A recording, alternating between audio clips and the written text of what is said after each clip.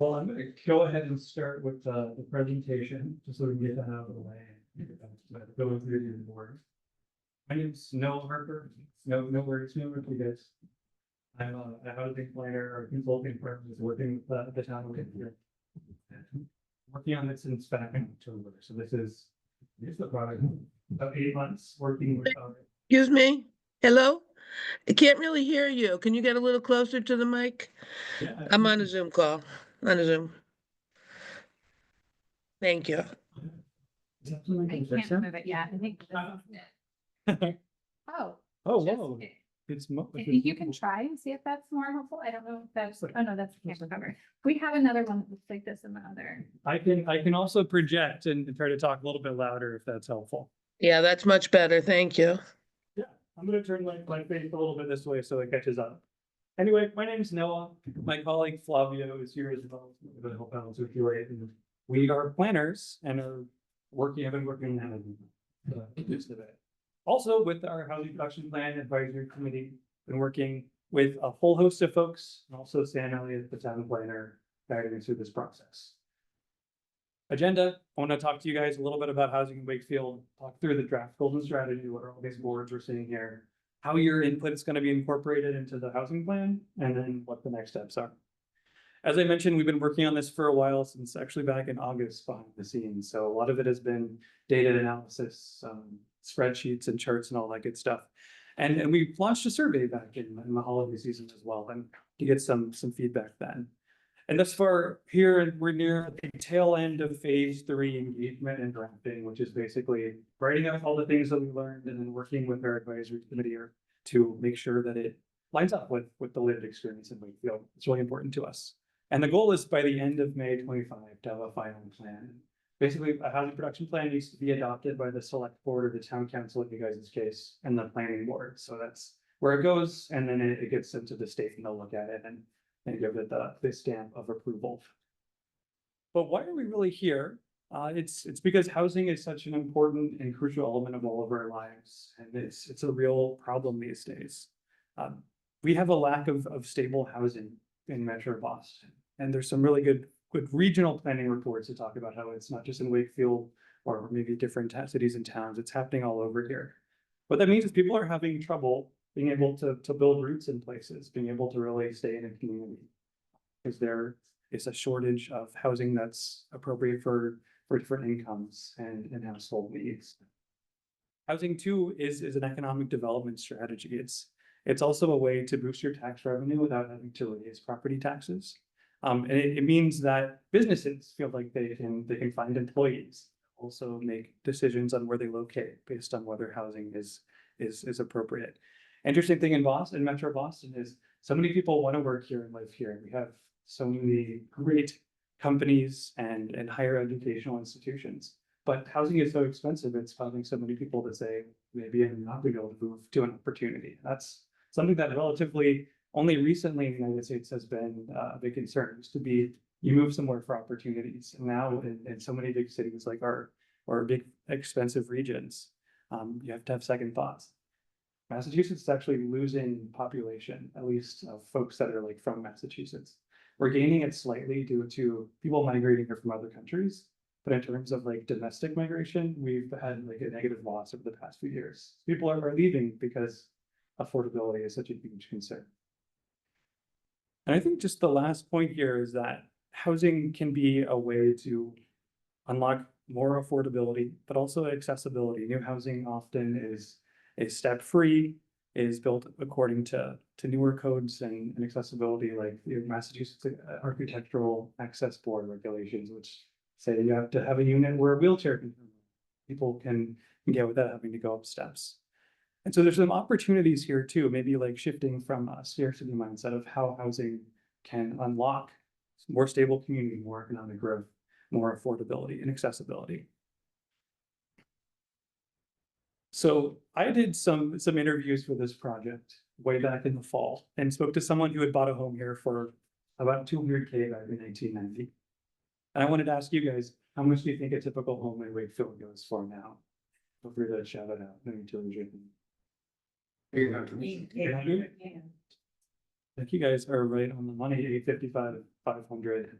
as of, I think this was December 2024. So sure it's gone up a little bit.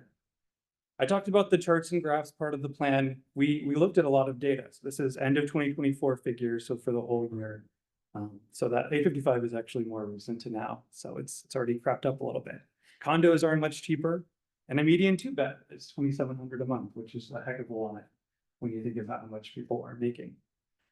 We have definitions in the wonky housing space of low income. Hey, Leo, welcome. Basically, this is something that HUD calculates what makes someone a low income, and it's based on household size.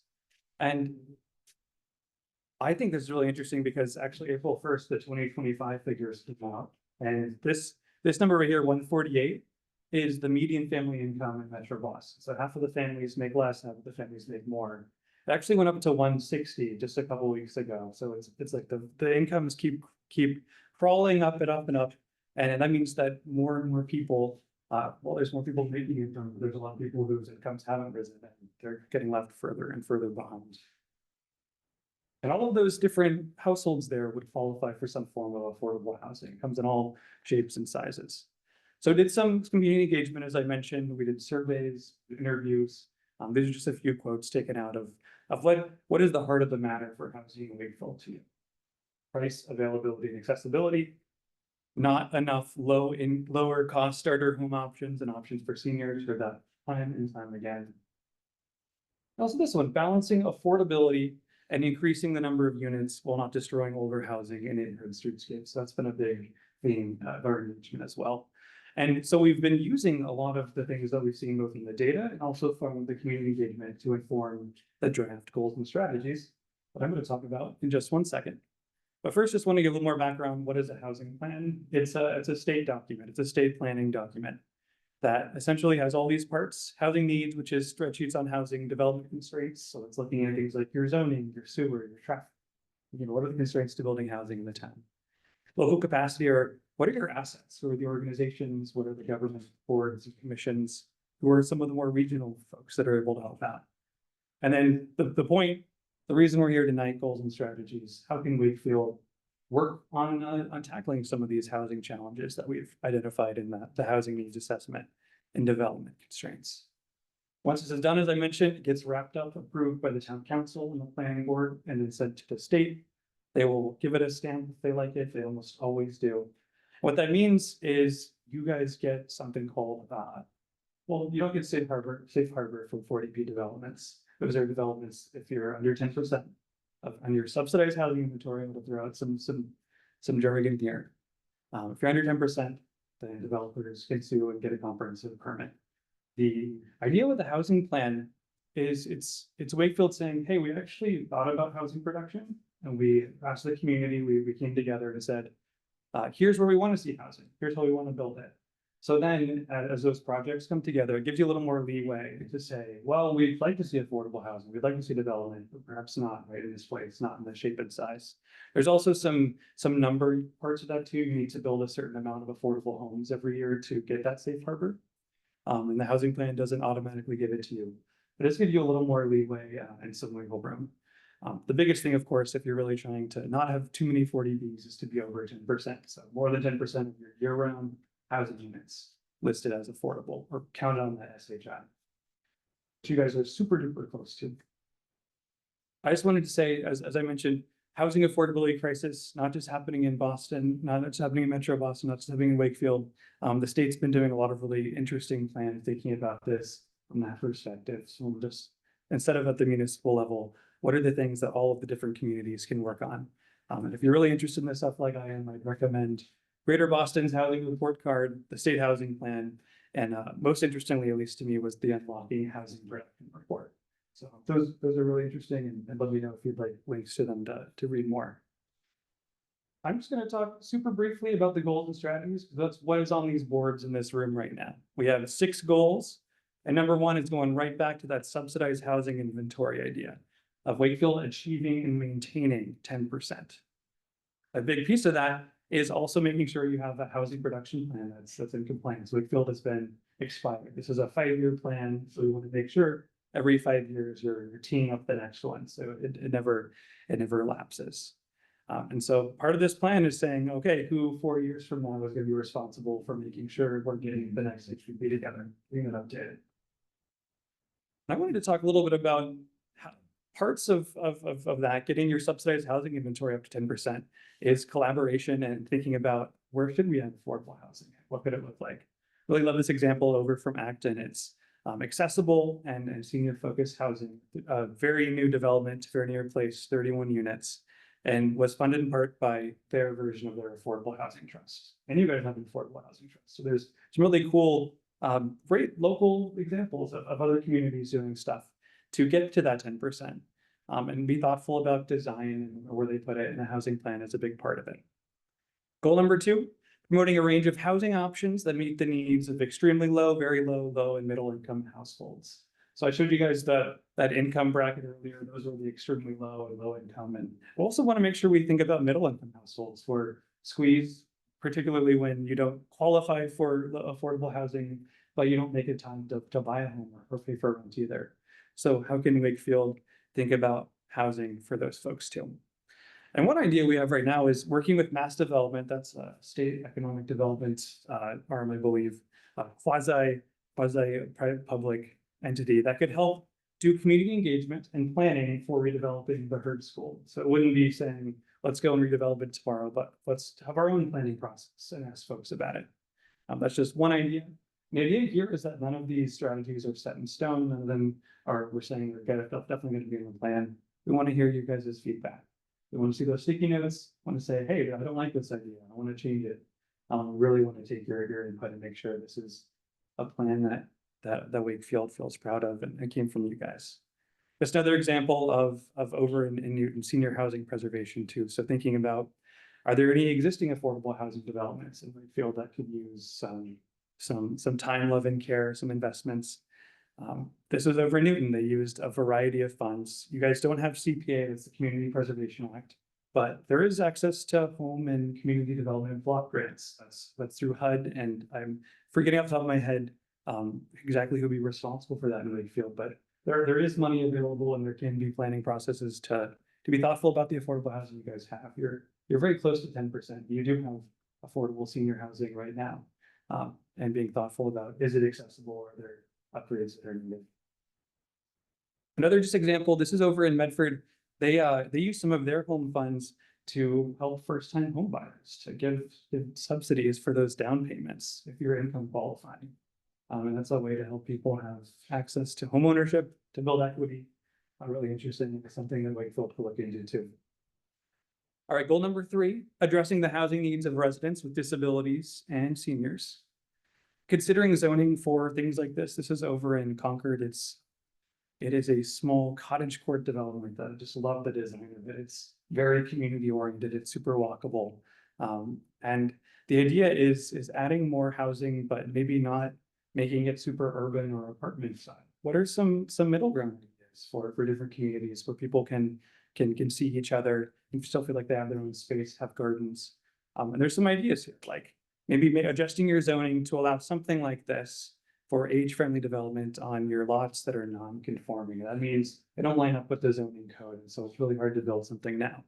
What if you incentivize building something lovely for seniors and folks with disabilities, and maybe for affordable housing as well? And we added here in the walkable areas of town too. So trying to get people out of their cars, not add to traffic, be strategic about where you start to add a few more homes. Goal number 4, encouraging a balanced mix of housing types and scale development in strategic locations. I think that just connects to the last thing, being strategic about where you want to see things. This is a really wonky idea from the planning world. Basically, it's a kind of zoning that thinks about how things look and feel, as opposed to just what the use is. And America's been obsessed with uses for a long time, and that's called a form-based code. And over in Somerville, they have this for the whole entire city now. And it really tries to think about, well, we care about how a place looks and feels, and keeping that continuity of the character. And maybe there's something for, say, Wakefield's downtown, if you wanted to add more investment, but you wanted to make sure that it honors the character of the area. So considering a form-based code for that. And some of these are just consider, right? Like exploring it, investigating it, having folks make that decision. Number 5, build community understanding and support for housing solutions. Part of that, I think, is just talking about housing, how important it is to people, just the different stages of life that we're all in our housing journey. Some of us are homeowners, some of us are renters, and I think it can often be, it's important just to get those different perspectives and understand where people are coming from. 5.3 right here is educating homeowners on accessory dwelling units. It's another wonky planning term I'm sure you guys have heard about. But essentially, every single family home, every single family zoned lot is allowed to build one of these little backyard or interior units now. And when I think about my parents, like would they be building an ADU in their house? I think, no, they probably need to learn a lot about it. They need to see videos, they need to talk to a neighbor who's done it. They need to understand the math behind it. Maybe it needs to be as easy as buying something on Amazon. So I think a big part of that, even if it's legal on paper, is educating people on the benefits of it. What it means is say, if you want to move out of your house, but stay close by, you could have your kids and maybe their young children move in, and you could be in the backyard in this kind of cottage. So there's some opportunities for education there. Just talking a little bit more about housing.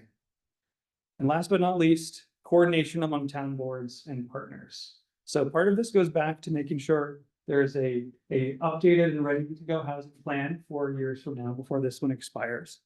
Another piece is this idea, Concord does this, a housing roundtable. They get folks from the Housing Authority, from the Affordable Housing Trust, from the town council, from the planning board. And they talk about different housing initiatives. They'll talk about some stuff in this plan, and maybe on a quarterly basis have updates and some accountability. So I think something that we don't want to put all this work into a plan and then have it just sit on the shelf. And I wouldn't want to work on the plan and just no one's ever going to do anything with it. And so there's this idea of building some structure and accountability into it then to share progress on what we end up putting in these goals and strategies. And another Acton example, just because I just wrapped up their housing plan. This is another senior affordable housing project that they're building with the Housing Authority. And all these different groups, the Housing Authority, the Community Housing Corporation, so that's their trust, and then their Community Preservation Committee, and then the town also with land disposition. You're gonna need a lot of different folks helping out on stuff, working together to make sure anything happens. And we want to build some infrastructure for that.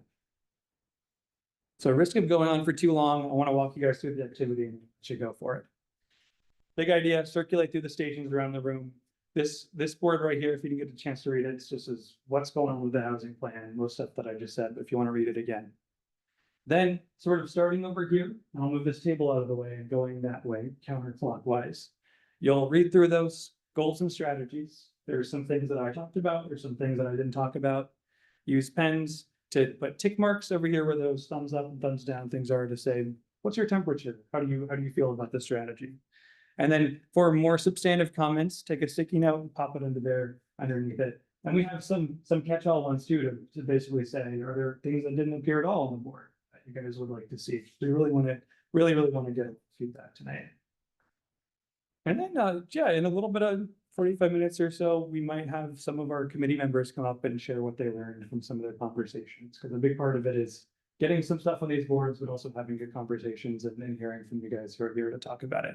So we'll plan on doing some report outs in a little bit. No need to hang out if you need to go for it. But we want to talk about it and make sure that we are all hearing what we heard about.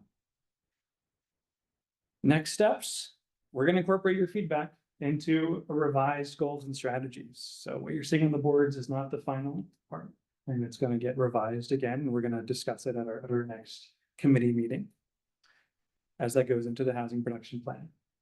And I just wanted to say, if you know someone who would be interested in this and they can't make it, we're going to do another one of these all virtual next Wednesday, I believe, at 12 p.m. So I'm just going to give the same presentation and we'll have some virtual ways to provide input too.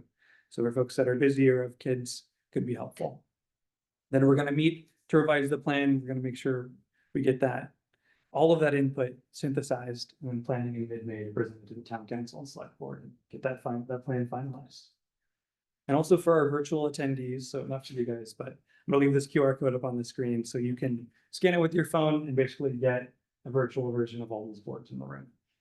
So I'm gonna leave that up there, but my last thing was just to see if there were any questions while we're all sitting here that for me to answer, or Sam or someone else, and if not, release you guys to get back to it.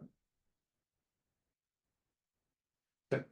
if someone creates rental units for elderly people from the town of Wakefield. Yeah. Is there protection from rent increases if there a formula somebody would follow? No, not right now. Right now, there's no, rent control is not allowed at a state level. I do wonder if it was an affordable unit.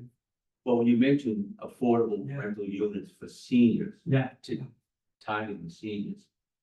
I guess I would have thought there'd be some sort of government or town involved. oh, Yeah. absolutely, absolutely. There was a capital and affordable unit. So if Yeah. that was the case, then, I mean, there wouldn't be rent control in the normal sense, but I think of rent control Mm. if the person making that move had some assurance that they, Mm. you're talking fixed income people, Yeah. if they're there 7, 8 years, now you're talking, if there are rate of increases, Mhm. where does that leave? That's something to be aware of. Yeah, no, absolutely. I think that's a big concern, the rent increases. If it's a capital A affordable housing unit, its rent is governed by a formula, like you mentioned, based on basically 30% of their income. So that'd be protected from increases there. And also, if someone has in a unit that's not capital A affordable, the town could go through some process to put that on the affordable list, to make it capital A affordable. There would be those restrictions, the 30%. But it would also go on the list of the subsidized housing inventory and help Wakefield get one step closer to about 10%. And then you can jump in if you have. anything Yeah, else. so when he's talking about capital A affordable, Yeah. those are ones that are listed on this subsidized housing inventory, along with the state, will be talking the 10%. Mm. And there's a couple different ways rent can be calculated. It can be a fixed number. And it can be, where you have to meet certain criteria. It can be, based on your income, so it would be. If it's, 30, in order to qualify, you might need 80% of the area median income. And then it would still have a further, affordability component where you're only looking at 30%. And in Wakefield, most of our affordable units, the capital A that are listed on the SHI, are 80% AMI. They are not income based. Hmm. Other places they are income based. Okay. Here, the majority of ours are not. They're just, fixed based off of a percentage. The 80% AMI, which is again, the area median income, which right now is like 92, but just got, Yeah. it's $92,000, which is, you have your own commentary about whether or not that reflects the area median and 80% of the area median income. But we are right now by, the feds, we have to use the Boston, Cambridge, Quincy numbers. Mhm. That's what the greater Boston area uses. So that's where that number comes from. We don't have a lot of control over it. And every single year, every one of the developments that has the capital A formal affordable units versus the naturally occurring, maybe a smaller unit or something. They come to the town or the state, depending on who their monitoring and agreement is with. And they have to present what those rent increases would be. So before they can actually increase the rent that next year, or maybe they send us a note and say, hey, we're not gonna do a rent increase this year. Most of them don't. But it has happened once, since I've been here. So in a year, I think that's pretty good. But a number of them will send us and say, hey, we got the new numbers that came back from, HUD, because we just increased from 91,000 to 92,000. So we would like to increase our rent to reflect those increased numbers. So. Yeah. 100%. Yeah. Just to expand on that a little bit, when you talk about the affordable housing overlay, are you looking at defining a certain percent would be 30% AMI, 60%? Hey, to address the extremely low income. Yeah, that's certainly something we haven't decided yet, but it would be up for conversation and discussion. I would lean, going back to look at the data that we have in our housing needs assessment, a real need right now for deeply affordable, so that's like 50 and 30% AMI. And also projecting in the future, continued need. And what I didn't have in this presentation is in the plan is project a huge increase in senior housing needs in the next 10, 15 years. And a lot of those are going to be really extremely low income households. So yeah, if I were to have my brothers, I would want to lean towards the extremely low income and 50 and 30. But that's something that I don't get to decide and will be decided at a later date. I'll also add something that is just part of how housing plans work. It's none of these things the town is not required to do any of the goals and strategies. We would love to see the town do the goals and strategies, as many as possible. But as my friend, the planner of in Danvers said, it's kind of like a buffet of options. And we're putting this onto you guys. We want to make sure it's the right buffet. So like there's different courses and things that people want to see happen. But if there's something that you feel really uncomfortable with, we'd love to hear your feedback on it, and we'd love to change it before it gets in the plan. But just because it's in the plan doesn't mean the town's gonna be actually doing it. But we'd love to see the town doing as many things, of course, as possible. Yeah, Theo. So the advantage of overlay Yeah. would be that a developer that's developing within that overlay is agreeing to some Mhm. affordability restrictions. Yeah. And those things get written into the permit, so that's how they would be enforced. Yeah. And so that's that's a good town-led effort. Hmm. To make. Yeah, and those units would then get under subsidized housing inventory, and make sure you're above 10% too. Any questions? I'll just say I'm going to be hanging out throughout this too, so feel free to come and talk to me about housing stuff. And yeah, we'll have our advisory committee folks kind of stationed around, and feel free to grab them too. And yeah, everyone here would love to hear what you guys have to say. I think give us as much data as possible so we can use it for our goals and strategies. All right, you guys are Louise. Thank you so much for listening. Yeah, oops.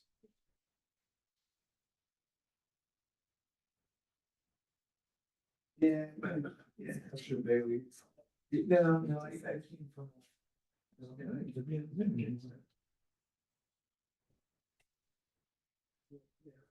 Yeah, yeah.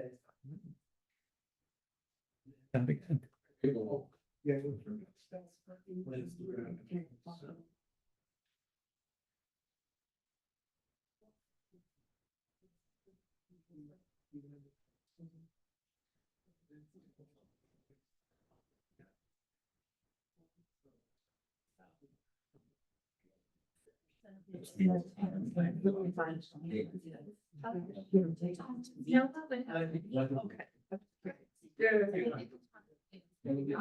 Well, that's okay.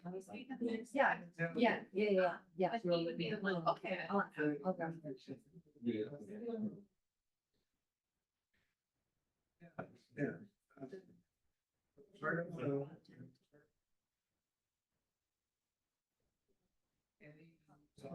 Gets us straight. Yeah, it basically.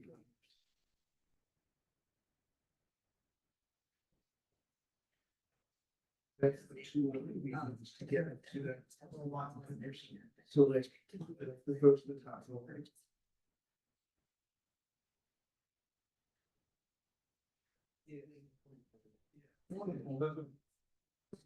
Yeah, so it's a little bit.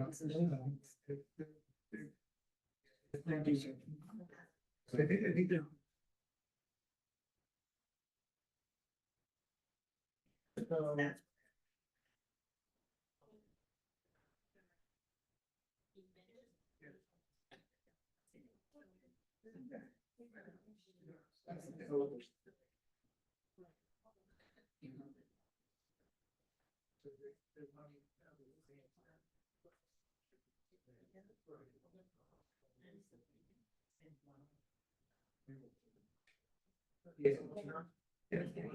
Yeah. Yeah. It's like you probably have to. The screen version. But it's not this.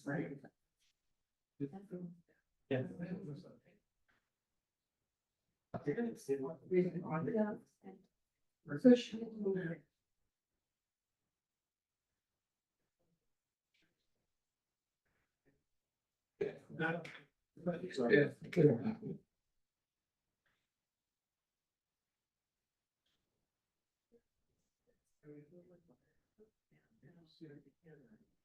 Yeah.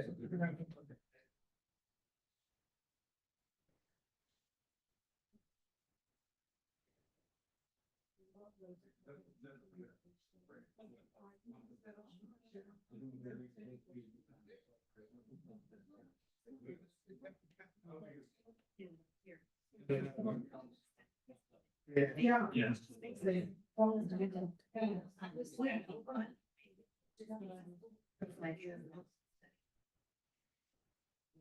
Yeah.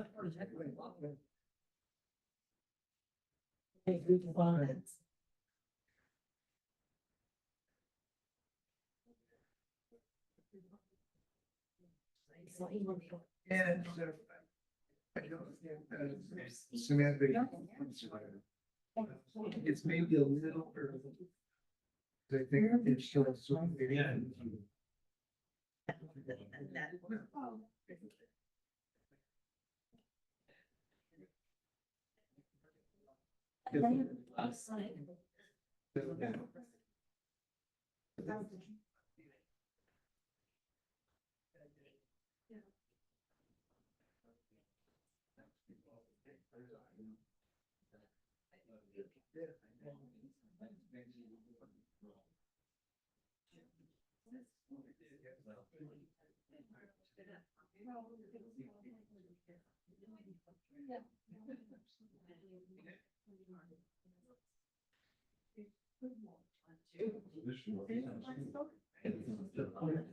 Yeah.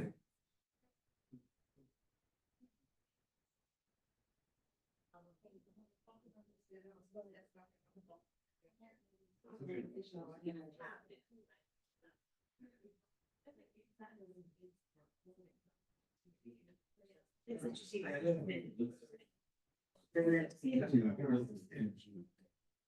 And to sketch.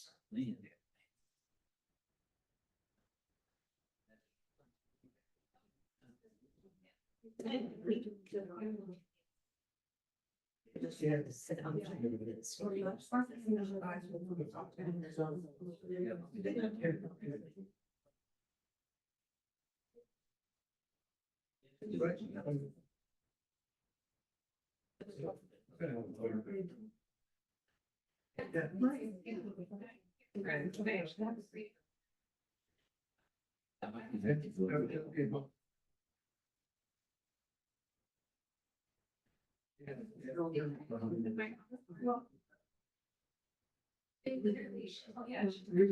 We got one more. Yeah.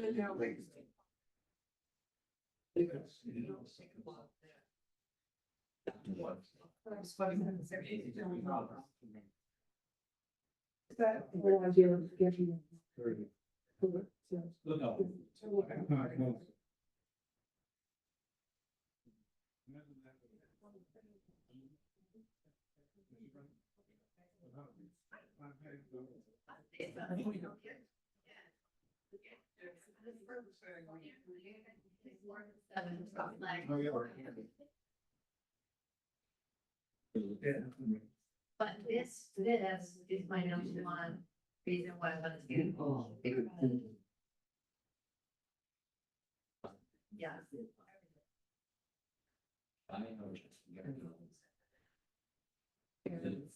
Popular and I've said them in the meeting.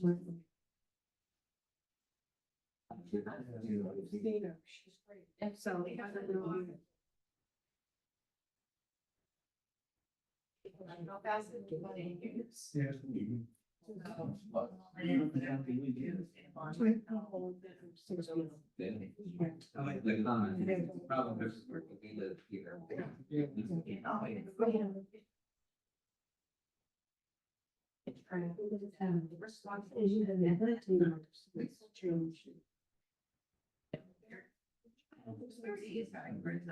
Yes. Okay, so. Oh, no. So. End up down.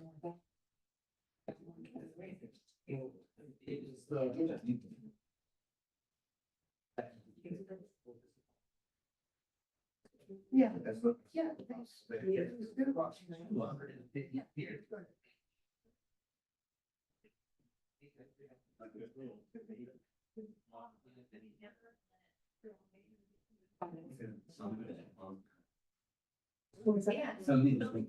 You know, Right.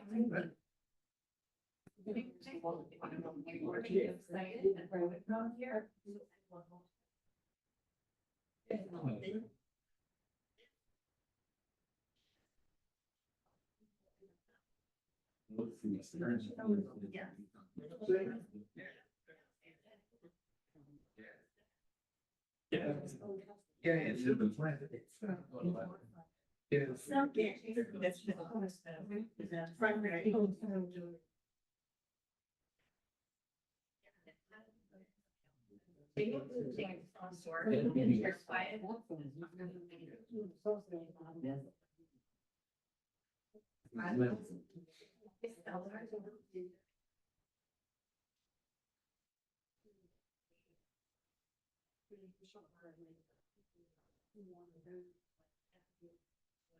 Like, I think it's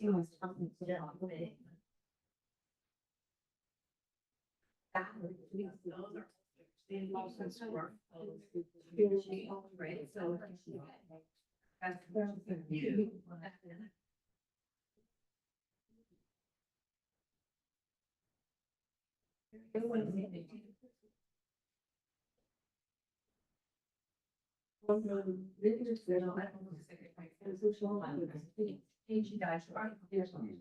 Like.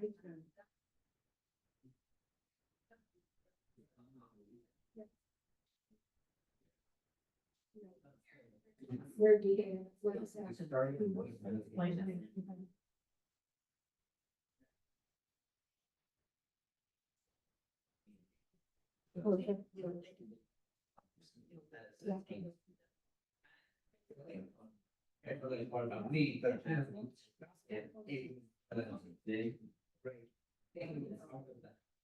That's not big, it's even. Yeah. It's not.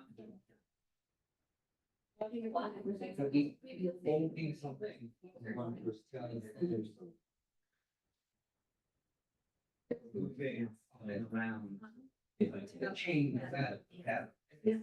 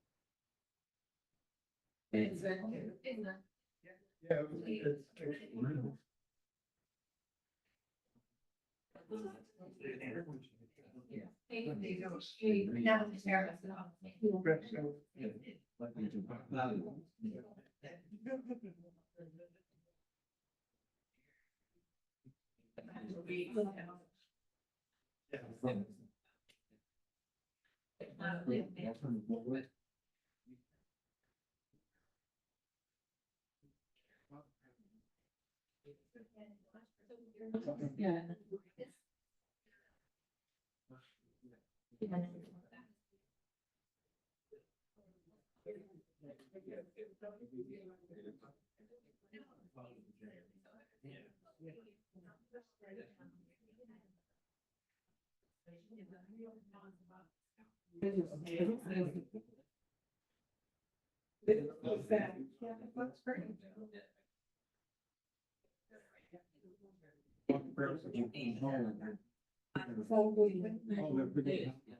Yeah. A lot about.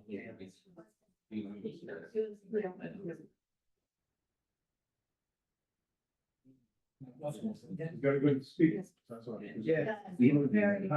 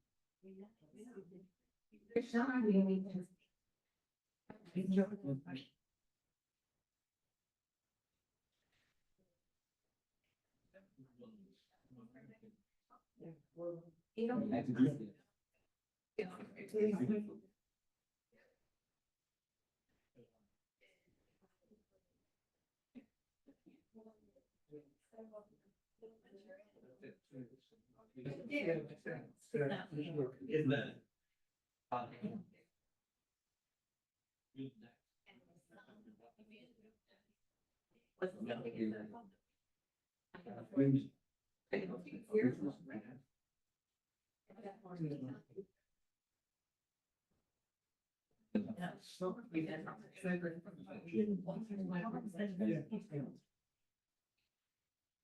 Most.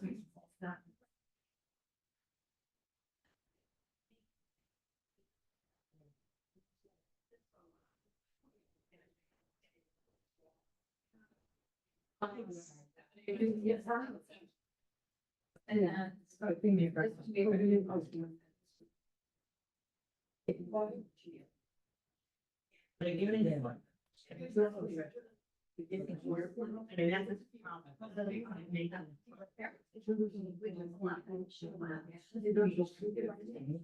I don't think it's.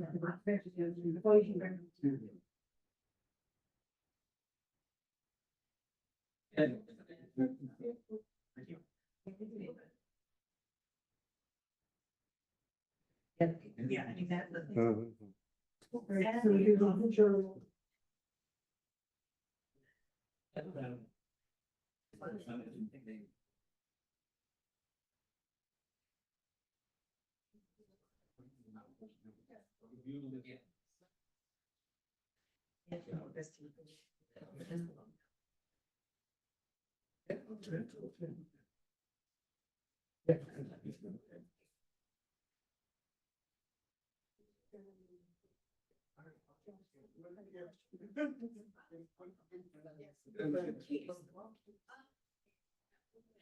Question?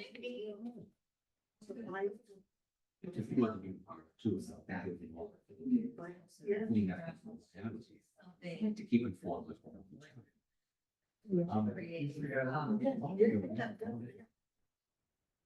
And the person's not beliefs. Two neat. Yeah. Two needs.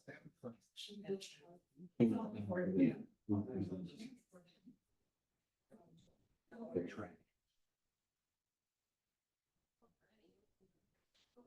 It's entirely, different. Okay. I can't speak to the private. Like, somebody else done this.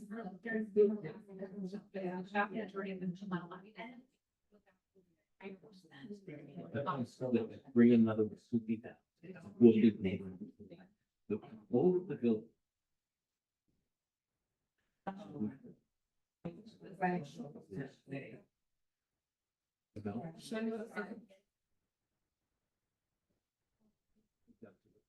Anyway, the building, the leasing. If there's a lease with the they have the general district. The fair housing discrimination. Federal fair housing act. I think, I can't recite the entire act.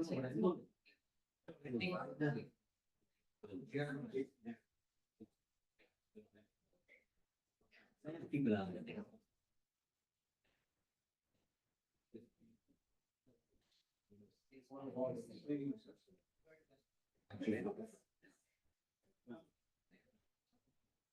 Does anybody? Yeah, by development, so if it's.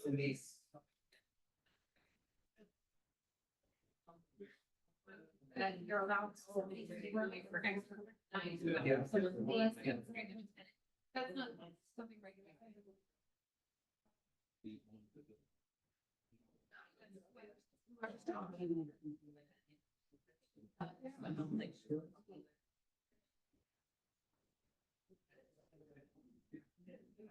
All the property needs. Even if you can't, there's nothing to do with. But the town, the property needs.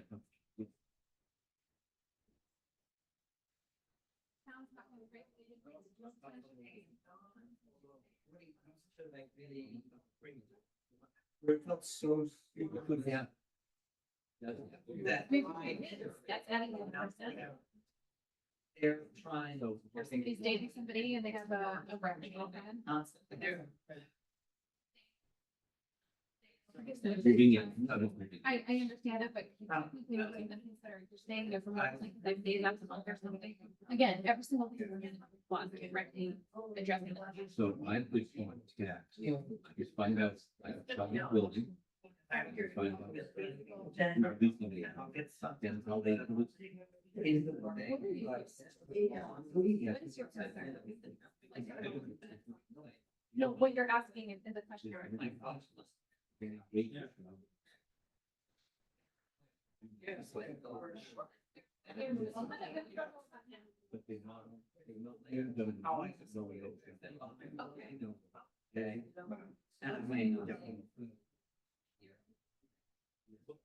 I'm trying to understand, this is my, I'm trying to understand things. I still don't understand. Property.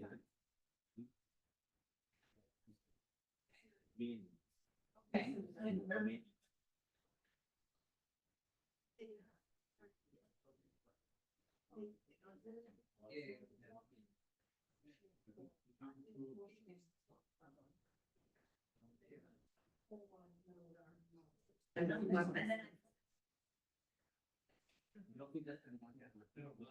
I'm sure. Again, I don't understand what you're, that sounds like you're, as a landlord. No, I'm saying, but you don't say.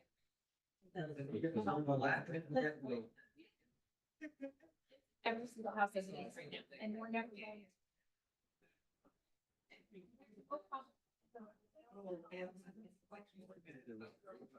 Well, It will be. are you getting to the undocumented immigrants?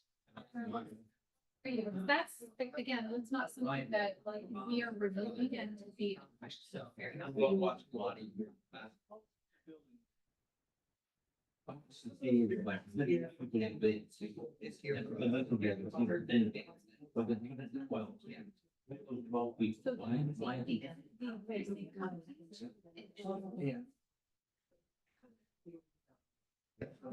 if there's a concern, you can report it.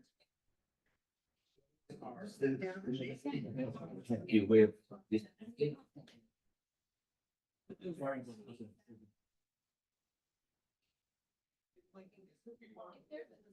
There's also.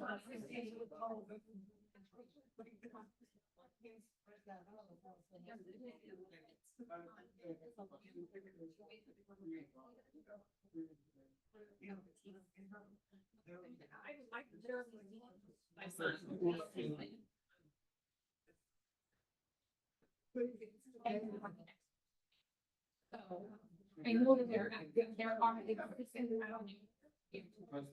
we don't regulate on now.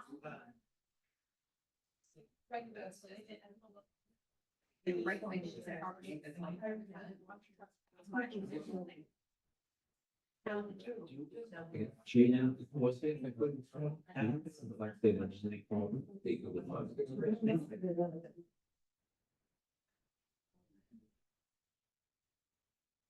There's something.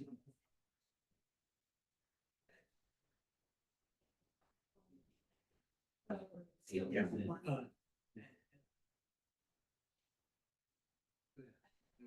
The first single person that's 92 hours change.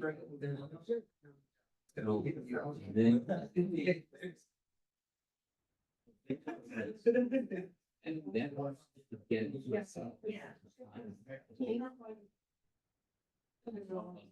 They have to.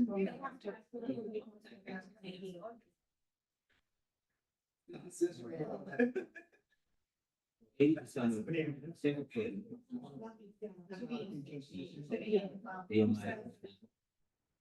They can't take more than 80% of savings. They can be more than 90. 91,000, 92,000 and change, that is 80% AMI. Yes, which is. Yeah.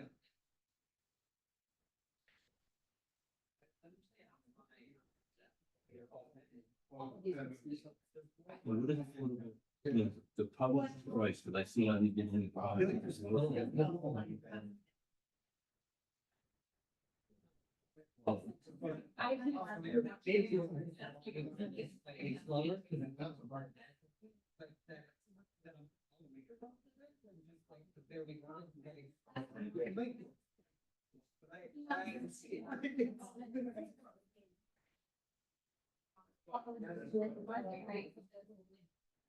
$30 a month. Yeah.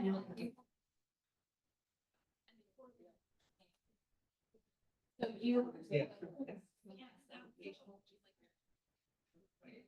And then you supply all of the frames, some of them, they don't bring out the front, because they want that, but now. Then at that point, when you do get your plan to provide all the information. Now, every single year, when they come up for these renewals, that's. Monitoring agent, whoever's managing the board of the accounts is verifying and. Oh, wow. Well, that's. Verifying all of them to make sure that that. Okay. Versus like, let's say somebody's salary doubles now, maybe. Yeah. Unlikely, but let's just say they, that's not gonna happen, but nobody gets a raise or promotion, not, none of them. Say they only finish college, right? And they go, I don't know. They finish their master's here, then the next one. So now they no longer qualify for that. We know that there are a lot of. Then you get a developer that you can hear them, but it's still only 40 feet, but it's like all of them is 100. If they hit, let's say it's $100,000, if they hit over that. This is no longer there. That affordable. And they market rate where they.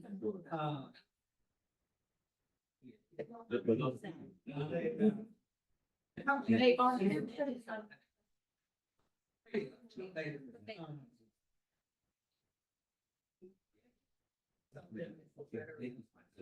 Yeah. See, I've explained.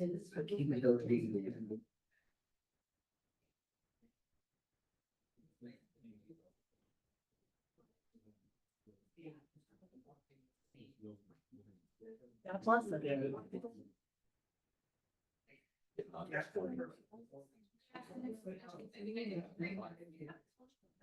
We can't. Yeah.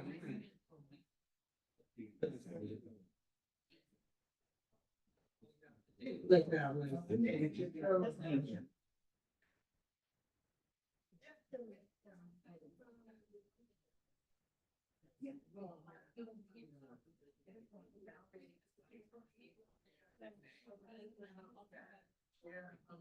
It was Nice.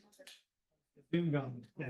Great. the natural that happens is our living breathing point. Yes.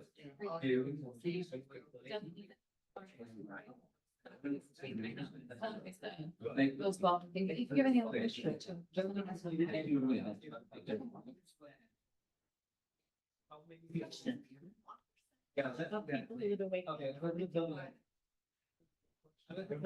Oh. 35. Yeah. Oh, there. Probably projected to. Yes, please. Yeah. So do you have somebody in Jason Lewis's office told me that in Reading, it's now 50%. But again, this is like me talking on the phone with Yeah. somebody in his office. So I don't know if that's accurate, but I was very curious about it. So I don't know if you guys had read that too. No, I didn't hear that, but I'm not surprised by the other Really? statistic that comes to mind is just that I think it's 60% people on Wakefield are in 1 to 2%. Yes, I've been using that, because what I do is I listen to these meetings on record, like when I have time. And I've been using that statistic with everybody and their eyes get big. It's like, duh, there's a huge need here, people. So, yeah. People Safety. People that don't need all the veterans have them. People, Yeah, well, we need to, yeah. The highest. I like telling people about the story. Really deep, you have to explain to them. This past. Right, to make you hear. That was on its own, it's like a 500-ish square foot house, but they had added an entire separate dining room, living room, laundry room, primary bath, bedroom suite, new entrance and garage, Wow. so that they could age in place. Rebuild the house, yeah. Nobody had taken care of the other. Oh. For years, inside or out, Yeah. for over 20 years. Oh, So there was yeah. literal holes in the siding, the floor was completely, in the kitchen, almost every time, it was just like smashed, cracked, Yeah. destroyed. Yeah. It was the entire house. He was like, yo, we just had the landscaping. You didn't see the front of the house from the street. It was so bad. Yeah. And the house went for 250,000 over. All cash. No inspection probably. It closed in a week, so. Oh. And I was like, I walked in the house, I was like, there's no way. Yeah. The floors, Yeah. all of the wood floors are trash. They all have to be refinished. And I don't even know if they're all salvageable. Right. Because they haven't been, the finish hasn't been Yeah. maintained. The windows have to be, they were really damaged. They have to be, a number of them have to be replaced, like the tiles all cracked, the toilets are, I mean, like, it was bad. And I was very, very, That's upsetting. Yeah, that is upsetting. yeah, so, but that's like the market. Yeah, yeah. Maybe even like my parents, their house, they have 3 empty bedrooms. Yeah. And my very old grandparents also have 3 empty bedrooms. There's Yeah. just Yeah. a- Well, another thing too is there's, on a federal level, if you maintain your primary structure when you go into a home, it doesn't count. And it was like, it was homesteaded. Oh, I see. It doesn't count against you for like your qualifications. It's just like, they can't come in touch with primary structure to Hmm. pay for Like that. your medical stuff. I don't know. Mhm. I So it's weird. So my grandma had a 4-bedroom house in Michigan that's sitting empty. Nobody can live in it. They can't rent it out. Because Why? then it impacts her ability to qualify Oh, for. for Medicaid. Yeah, yeah, Yeah, that's so it right. creates this Yeah. ridiculous cycle where we Yeah. have a number of houses that Right. may be vacant because of Right, that. right. People No, don't that's like true. primary structure. That's true. Yeah, we got lucky because my in-laws sold their house like 13 years prior to the date they needed Medicaid, and that was like Yeah, a and they- conversation, like, woo, good for you on the timing. Yeah. Because it's five, it's either a 5 or a 7-year look back. Yeah. Used to be 5. I think they just Yeah. extended to 7, just Wow, you get extraordinary. like 10 years. Yeah, Yeah. yeah, Yeah. yeah. Yeah. Yep. So, and my parents don't want to sell their house because they don't want to, they don't use but like 3 rooms in it, Mhm. literally. Yep. They use the kitchen, the family room and their bedroom. That is it. Mhm. And they have a 2,800 square foot house. and everything. Well, in a couple of years, what I foresee at my house is, and I'm gonna ask this hypothetically, is renting, a portion, like I've got a finished attic with a bathroom up there. If one of my kids isn't using it, I was just gonna, like, not under like a lease, but find some teacher who needs a place to live. I don't think that's legal. So you can have SRO in many zoning districts, which is what that, there's I just watched this video on how this guy set up multi-generational living. It's another way that you can effectively set that up where you have, he has a house where he ended up adding an exterior entrance to every unit, put a kitchenette in every one of them, so it's not a full. Yeah, I'm not gonna do that. This is just like a bedroom and bathroom, and all of it's the same. Cabinets, We do it on the safe. table, something. But it's just, there's ways to do it. Yeah. That's all I'm saying. Yeah. There's ways people have managed to figure out how to have Yeah. actively multi-generational. Well, and it's not for income, it's because I can't stand the fact that I've got a lot of room in my Yeah. house, and it's just Yeah. me and my husband sitting in it. It's gross, so. Trying to get the kids back. Okay, right, gotta hold their floor. Are they in the area? They're all three, and they're in their low twenties, so they're not like, they're just in the process of launching, but. I think this dream of like, oh, I live on my own is just that. Yes, a dream. It's healthy. Detachment. Detachment is very healthy. Never mind their conversation. No, I have a very good deal. I shouldn't complain. We just paid a two month paycheck on renting, so. Oh.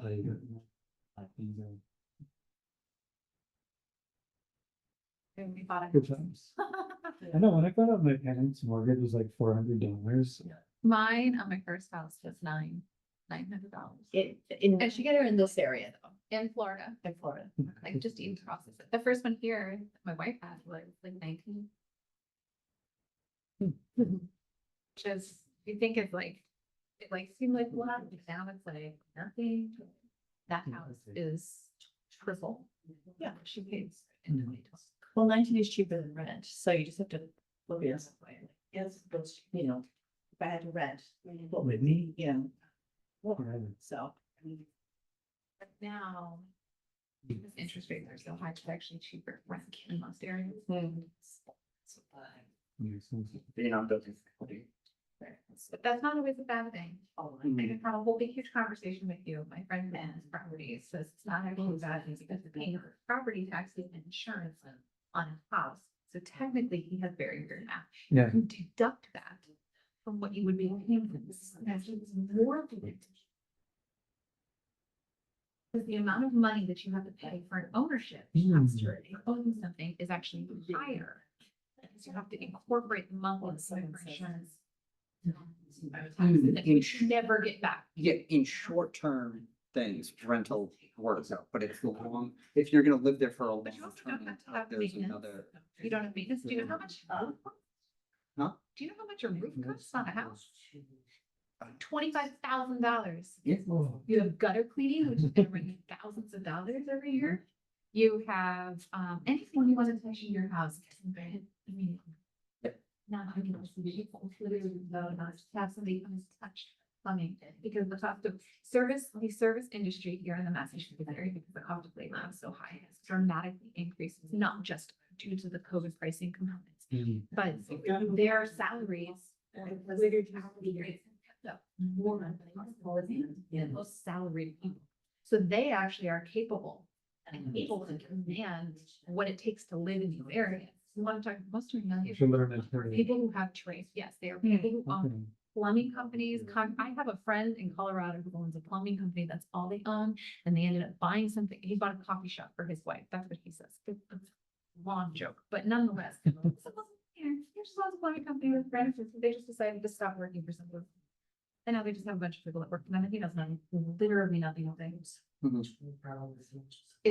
But nonetheless, they are the ones that are incapable of handling the increases in the cost of living in the area, whereas salaries are dramatically behind keeping up with anyone, which Yeah, you get a 3% bump, that's less than inflation, isn't it? But it is better than nothing. That's what people job hop for years. Yeah. Job hop. If you want to wrap it up, I can. Yeah, I was thinking, just to ask, maybe the groups here, if anyone had anything to share from the conversation. Putting on the spot. Yeah, wonder if any of our working group members had any conversations to share, maybe report out. That's okay too, we'll talk about other things. Yeah, or maybe even for attendees too, like any conversations that you had, that would be interesting to share with the group. One, probably picture already. One conversation, excuse me, was around the tremendous amount of growth in the last few years from somebody who's lived here for many, many years.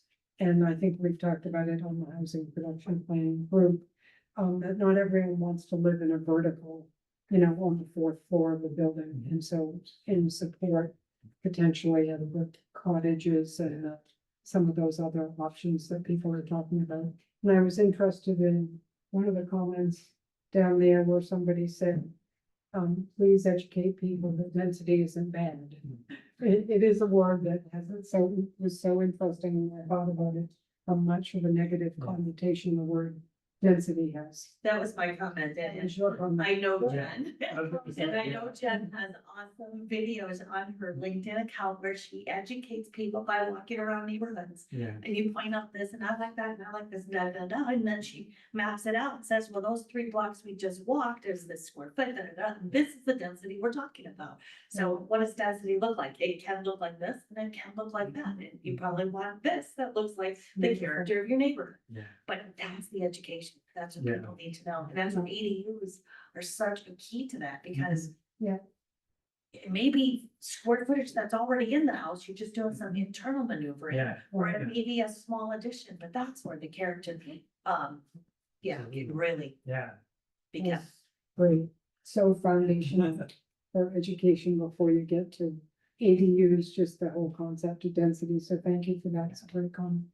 And have they investigated in Wakefield? You commented about parcels of property that are not zoned or awkward shaped and cannot put a single family home, but potentially could accommodate those cottage style developments. Has that been further explored? Like, is there a lot of parcels like that in Wakefield where something could be done? I'm gonna pass it over to Sam, actually, who was telling me about this when I walked in. She's done a little bit of research on that. Literally been done through a spreadsheet. So in Wakefield, we have 614-ish vacant parcels. A number of those are wetlands because we have a very large wetland and river stream watershed component here. But the number of them are developable. So yes, that is one avenue that NOAA has talked about potentially being included as part of the housing production plan's goals and objectives, that what we would call non-conforming lots or even just vacant parcels that are potentially that are town owned could be developed for affordable housing, whether that is kind of like as small as a tiny house, because there are some that could actually fit a tiny house, like if a 30-foot wide lot. It might not meet normal standards, but there's potential for it. You also have the cottage court where there's a larger scale, like the one in Concord. Those are larger homes. There's also smaller ones where no house is over like around 11 to 1,200 square feet. And so they're geared more towards either starter homes or people who want to age in their same community, or people with disabilities. So there's a lot of different avenues, even potentially looking at partnering with Habitat for Humanity. But right now there are over 600 parcels that exist that are both municipally and privately owned that are vacant that could potentially be redeveloped. And I think it's worth a conversation for the public in the area to think about what they would like the town to do with some of their town-owned parcels. If they do want to start having that conversation or opening up further analysis of these properties, because we can partner with development, we can partner with the number of different organizations in the area, look at different grants that kind of help us do that analysis and feasibility studies and see if this is something that's really feasible, or is it maybe just a ledge and nobody can build on it, or just wetlands and nobody can build on it. So But it is a potential avenue. Chuck, can you talk about, you mentioned people with disabilities, seniors, there's options for the micro units in shared living space where it's a bedroom, private bath, several individuals in a unit with a shared kitchen living area. Mhm. We don't, I think we only have one that I'm aware of in Wakefield at the Lincoln School. That's other option. Is it a zoning issue? Is it a zoning? That would concern me. It's single room occupancy. It just depends on how it's subdivided and if those individual units have, if they're self-sufficient or if they like as more like with a full kitchen and a studio, or if they're really just like a bedroom and a bathroom that's self-contained, and then all other living space is shared. But again, there are avenues that you can create, such as a zoning overlay, and maybe that goes over the entire town, where any of these non-conforming lots, these are the different things that could be done on them. If you are a traditionally non-conforming lot or maybe a municipal lot that you want to have for affordable housing, that this is the overlay. And yes, it's over the whole town, so you know, it can be done in theory, and that's another avenue that Noah had talked about earlier.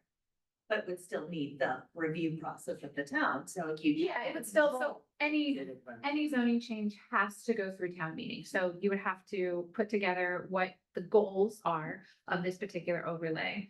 And if it's all affordable housing based or, whether that's capital A or lowercase a affordable, or you're looking at kind of the creative development component, where you're looking at more cottage cores, or even potentially tiny homes. I know one of the guys, I don't know if any of you have seen this, the guy, one of the stars of Queer Eye, just created a community, I believe it's in Texas, where it's like over 200 tiny homes for veterans. They're completely free. And they have services that are being provided for veterans to get them off the street and be able to rehabilitate them and help support, getting them into, getting back into being maybe members of society. So there are a variety of different avenues that you could take with what uses would be permitted under a specific overlay, but that overlay would be something that the town has to come together on, collaborate with different departments, and then has to go to town meeting and be presented at town meeting and then voted on. But I think part of what your question was getting at, it sounds to me like when an overlay like that is put into place, the purpose is to provide as of right, by right development after that point. Yeah, you Those don't, things it's the hurdle to get the overlay, but once you've got the overlay. In theory, yes. I mean, and that still can be spelled out within the overlay itself. So let's say if you have, maybe the public's okay with like 3 units for a cottage court, but anything over, or 4 units, anything over that then has to go for maybe a special permit or a site plan review or other components. Yeah. That, the cool thing about an overlay is you can lay that out however you would like. The best bet is to create a type of overlay that is form-based and has some components to better guide that and allow things to be done by right. So it's not just the very basic rigid, like has to have this setback, has to have this coverage, this minimum size, this maximum height. That type of information can be helpful. But if anybody's trying to be creative with these smaller lots, sometimes it can be a little bit restrictive. Additionally, anytime you have a discretionary zoning review, meaning special permit or site plan review or anything like that, it is a huge risk for somebody, whether it's a large developer or a small scale developer, to take on that, because it can hold a property up for years. And it's very commonly a 6-month process from start to finish, and you're spending well over it's $10,000 just for an addition if you're drawing up plans. So you've got, and that's just architectural plans. That's not including a survey. That's not including your site plans. That's not including the attorney that you're going to have to hire. So you're talking hundreds of thousands of dollars typically before somebody even starts to get their permit. So trying to find ways to permit some of these potential uses by right is a great option.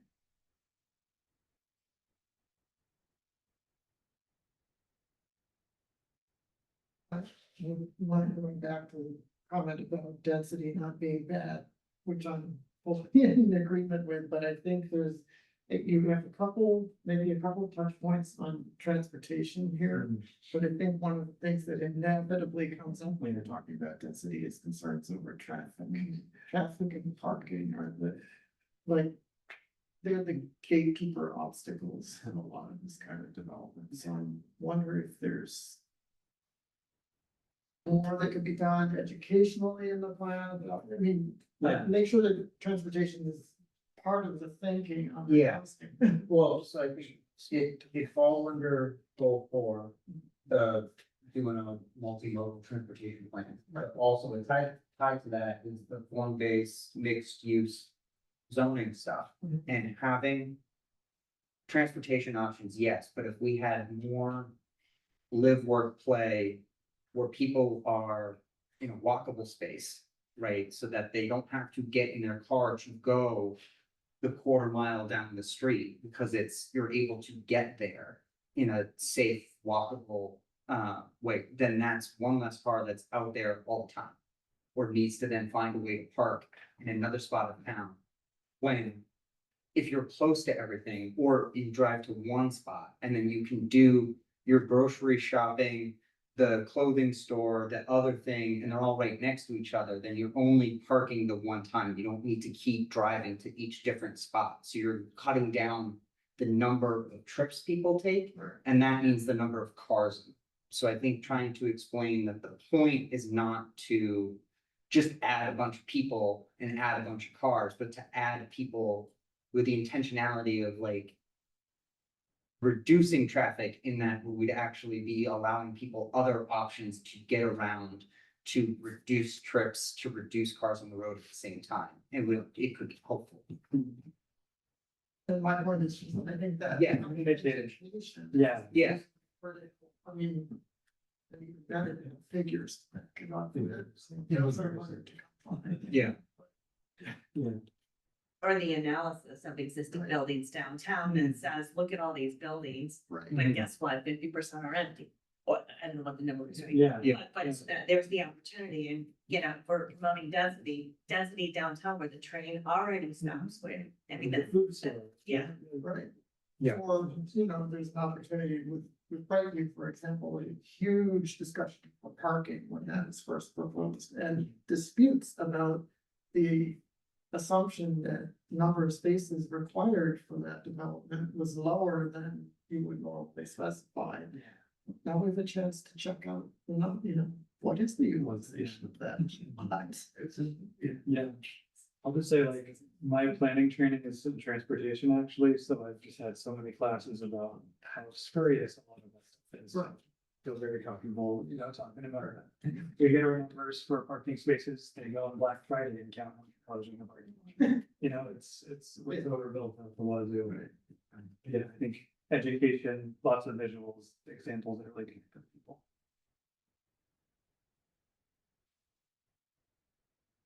That part of that APP, or is that things that would come out of the plan? I think it would come out of the plan, not necessarily be part of it, but wanting to say, yeah, we are talking about adding density and people and smart places, and also want to think about the transportation parts, all the different pieces of it.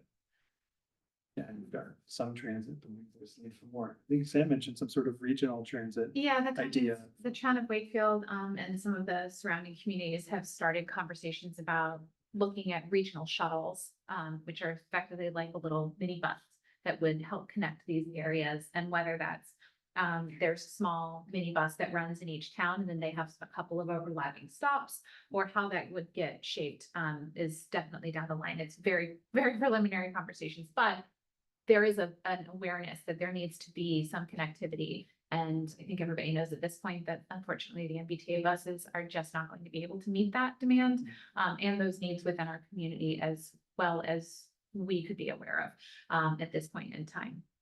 So there's a lot of room for discussion on that. There's a lot of things that we've again started looking at with neighboring communities.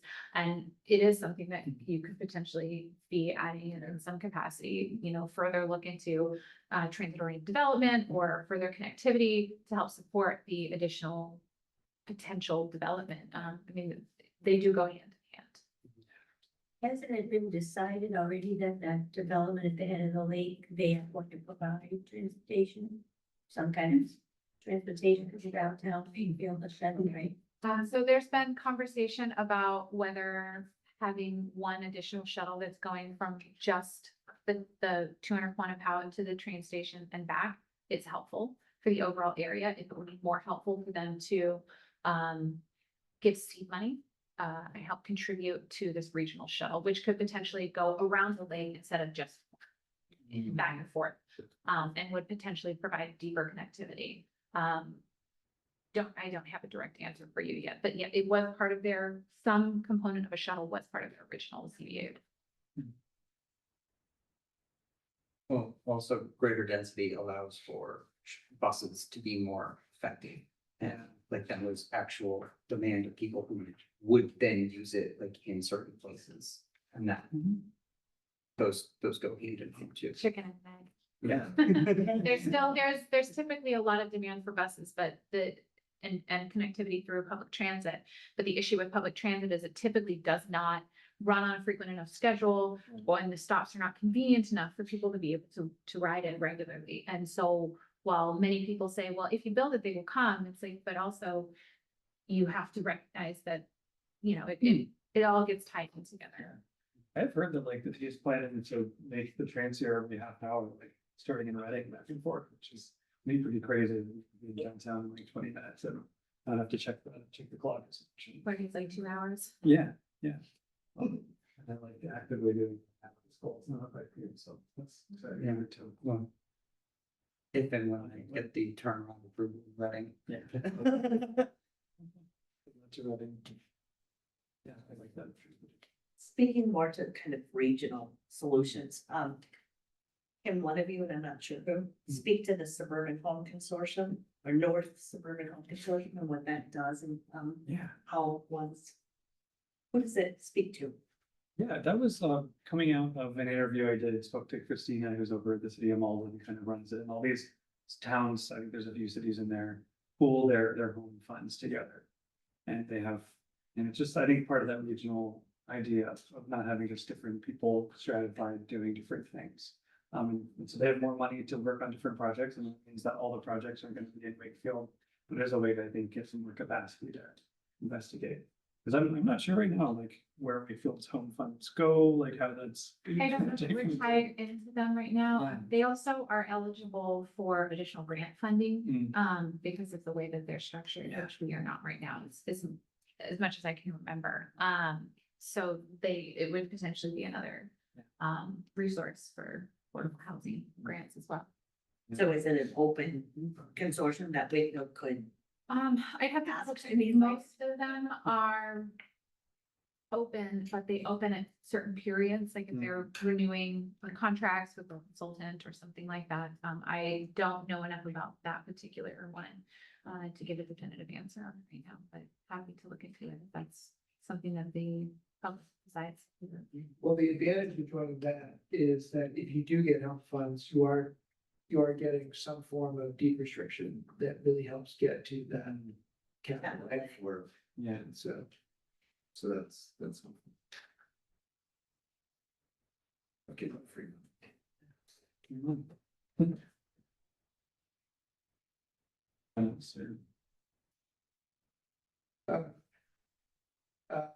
So I'm a linear, left brain thinker. I can't think in 3 dimensions or visually.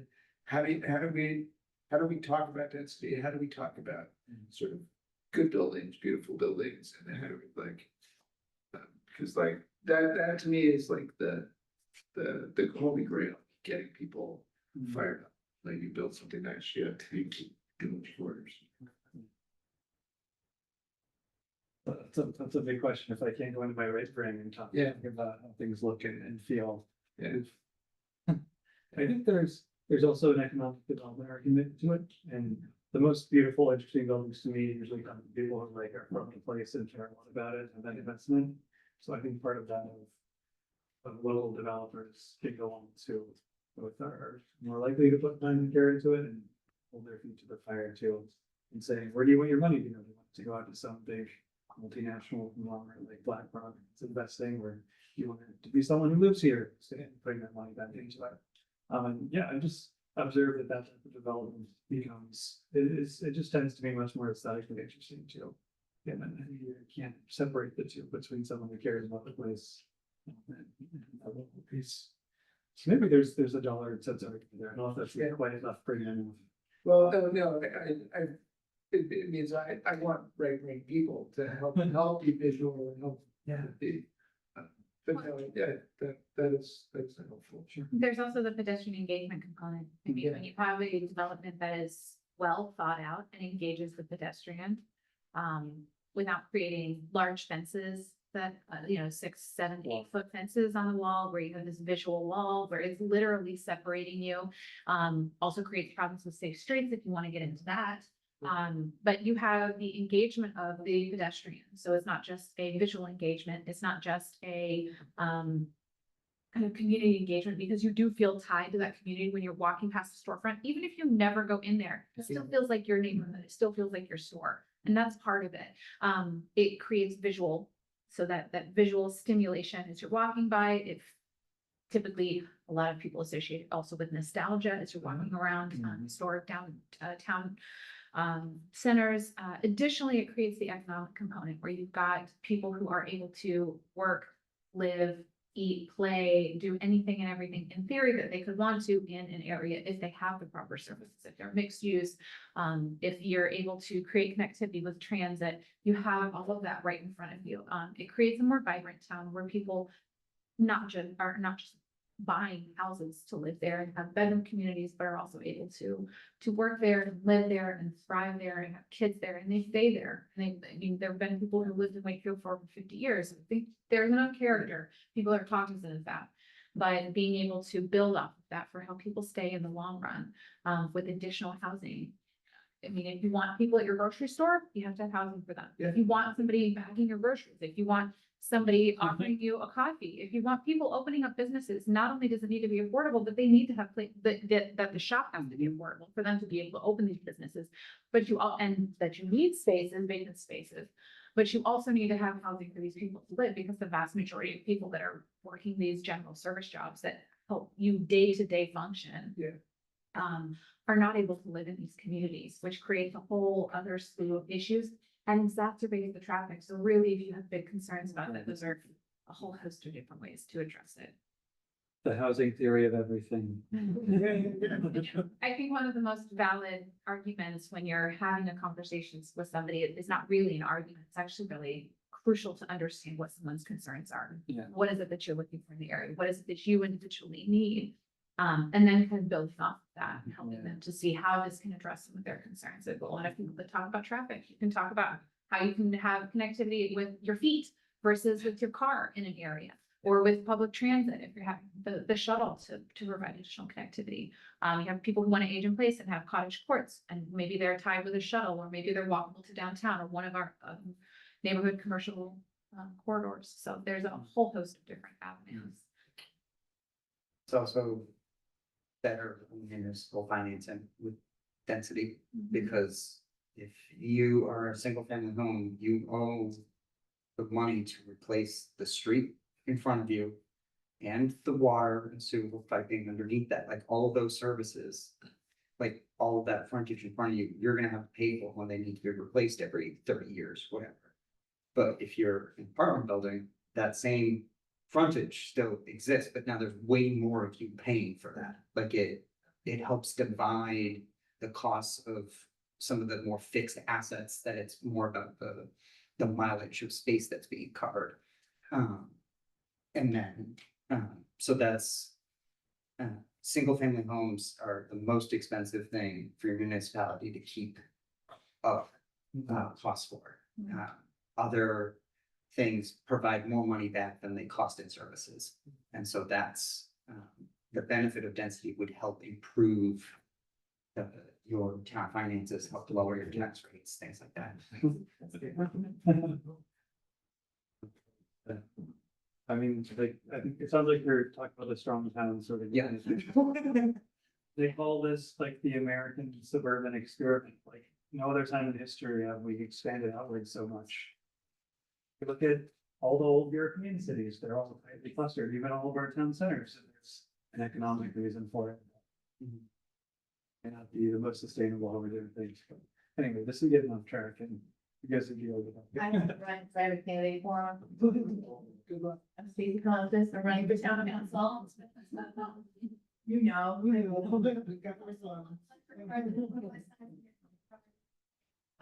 It's school vacation week, so everybody's away, oh, early now. Yeah, maybe I'll see you guys over there. Thank you.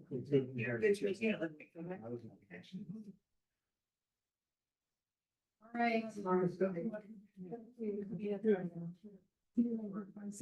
If all candidates start with the treasurer, and then I think, well, maybe don't go in contact, I think we're just gonna go like this. Yes. Um,